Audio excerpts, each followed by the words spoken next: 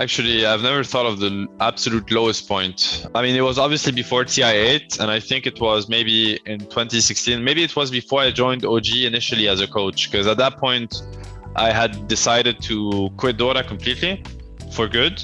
And then that must have been the lowest point. I think at that point, I was on Alliance. I was working really, really hard. I was trying as hard as I could. I think we had really, really good results online, maybe like more than 80 or 90% win rate, if I recall correctly. But eventually, we did not even qualify for TI. So that came really as a soul-crushing news to me. And back then, I was still a student. I was still studying. I had a lot of financial problems because Dota, obviously, to travel and everything, it really cost me all the money I had really back then. So it was becoming really tough just to live my daily life. So kind of life caught up to me, and I promised myself that I was not gonna be successful that year in Dota. I would just quit, and I was not, and I decided to quit. And next thing you know, like half a year later, Notail reached out asking if I would be interested to coach them just for this one major, and I accepted, and it went great, and we won the major, and the whole OG started right after that. The peak must have been TI8 in the sense that this is something I've been chasing for more than a decade. This is something that, years and years and years of my life have been dedicated entirely to that, like days and nights. And then when it happens, it's an overwhelming feeling, and I think nothing can top that.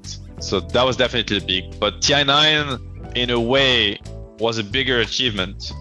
But in terms of emotional peak, I would pick TI8.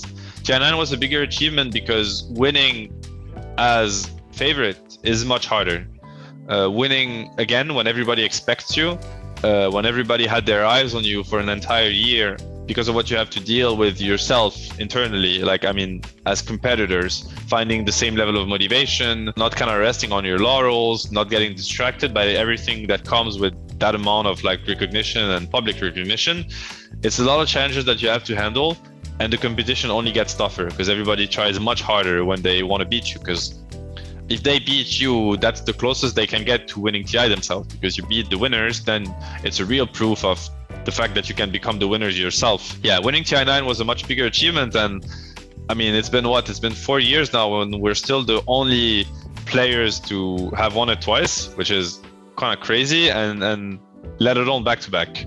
So I think it's a testament of how hard it was, and I think all the teams that won TI once and are trying their luck again, it's going to be Tundra this year, it was Spirit last year, I think they will realize one after the other how big of an achievement, honestly, it was, winning back to back.